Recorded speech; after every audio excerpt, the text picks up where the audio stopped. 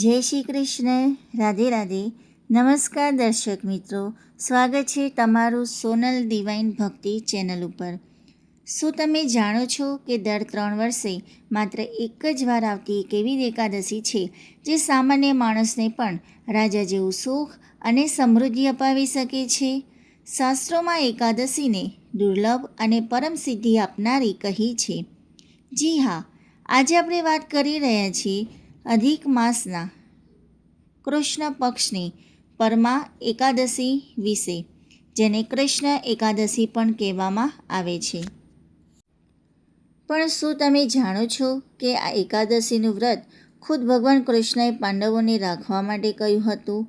આજના વિડીયોમાં આપણે જાણીશું કે પરમા એકાદશીની પૂજાવિધિ શું છે, આ દિવસે કઈ 3 ભૂલો ભૂલથી પણ ન કરવી જોઈએ, અને વિડીયોના અંતમાં હું તમને તુલસીજીનો એક એવો ગુપ્ત ઉપાય બતાવીશ જે કરવાથી ઘરમાંથી ગમે તેવી આર્થિક તંગી કે કરજ હંમેશા માટે દૂર થઈ જાય છે. તો આ મહત્ત્વની માહિતી જાણવા માટે વિડીયોને અંત સુધી ચોક્કસ જોજો. તો સૌથી પહેલાં આપણે જાણીએ કે આ જે પરમા કૃષ્ણ એકાદશી જે છે એની પૂજાવિધિ અને નિયમો.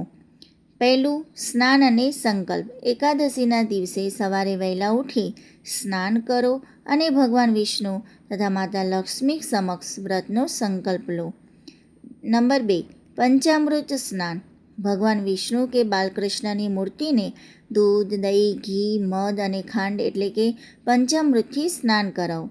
તેમને પીળા વસ્ત્રો અને પીળા ફૂલ અર્પણ કરો, કારણ કે પીળો રંગ ભગવાન વિષ્ણુને અતિ પ્રિય છે. નંબર 3, અખંડ દીપ અથવા દીપદાન. આ દિવસે ઘરમાં અખંડ દીવો પ્રગટાવવો શ્રેષ્ઠ છે, અથવા સાંજના સમયે ભગવાન વિષ્ણુજીના મંદિરે કે તુલસી ક્યારે દીપદાન ચોક્કસ કરવું. નંબર 4, ફરાળનો નિયમ. આ દિવસે અન્નનો ત્યાગ કરવો.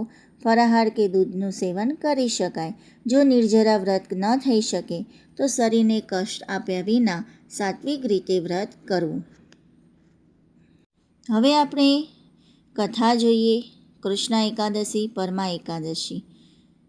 કમલા એકાદશીની કથા સંભળાવ્યા પછી શ્રી કૃષ્ણ પ્રભુ બોલ્યા, એ યુધિષ્ઠિર, વેદોએ જેને પાપ વિમોચિની કહી છે એવી કૃષ્ણ અથવા પરમા એકાદશી પુરાણ પ્રસિદ્ધ છે.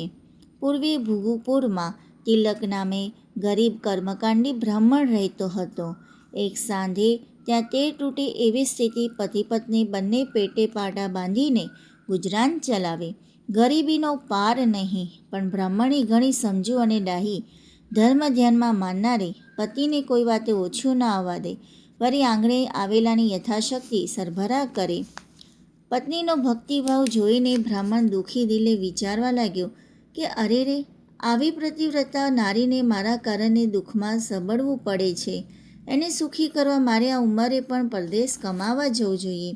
બ્રાહ્મણ પરદેશ જવા તૈયાર થયો ત્યારે બ્રાહ્મણી એને સમજાવવા લાગી, હે નાથ, પ્રારબ્ધ સામે પુરુષાર્થ પાંગરો છે. પ્રભુ ભક્તિ વગર પ્રારબ્ધ જાગતું નથી. આ ઉંમરે પરદેશ ખેડવા કરતાં પ્રભુ ભક્તિ કરો. જે મળે એમાં સંતોષ માનો. કરેલું પુણ્ય કદી અફળ જતું નથી. પત્નીની સમજાવટથી બ્રાહ્મણે પરદેશ જવાનું માંડી વાળ્યું. એક દિવસની વાત છે.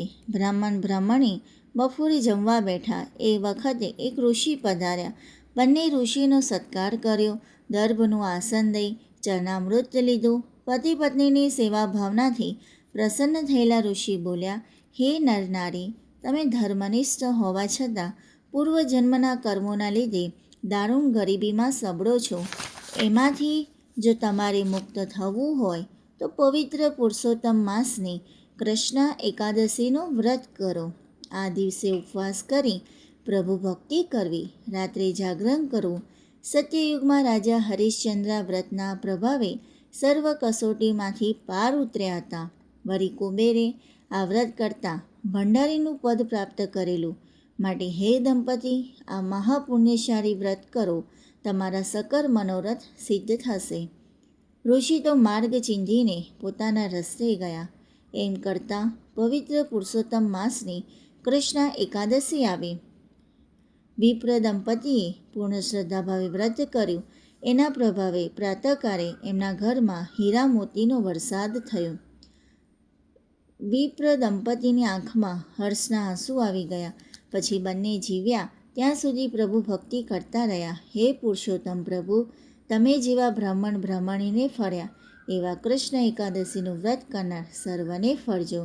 અદ્ભુત એકાદશી અવલૌકિક કૃષ્ણ જેનું નામ. અદ્ભુત એકાદશી અવલૌકિક કૃષ્ણ જેનું નામ.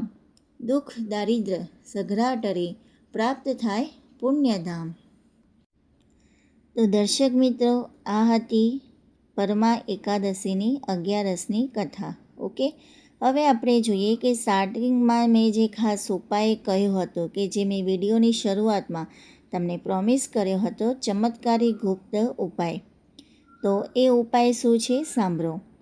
પરમા એકાદશીની સાંજે તુલસીના ક્યારા પાસે ગાયના ઘીનો દીવો પ્રગટાવો. દીવામાં ચપટી હળદર ઉમેરો. ત્યારબાદ તુલસીજીની 11 પરિક્રમા કરો અને મનમાં મંત્ર બોલો, ઓમ નમો ભગવતે વાસુદેવાય. આ ઉપાય કરવાથી માતા લક્ષ્મી સ્થિર વાસ કરે છે અને ઘરની આર્થિક તંગી દૂર થાય છે. તો મિત્રો, દર 3 વર્ષે આવતી આ પરમા એકાદશીનો લાભ લેવાનો ચૂકતા નહીં.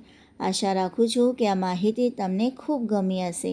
જો વિડીયો પસંદ આવ્યો હોય તો તેને લાઈક કરજો, તમારા સ્નેહીજનો સાથે શેર કરજો અને આવી જ સચોટ ધાર્મિક માહિતી માટે આપણી ચેનલ સોનલ ડિવાઇન ભક્તિને સબસ્ક્રાઈબ કરવાનું બિલકુલ ન ભૂલતા.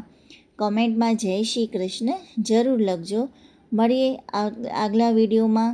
ત્યાં સુધી જય શ્રી કૃષ્ણ. રાધે રાધે.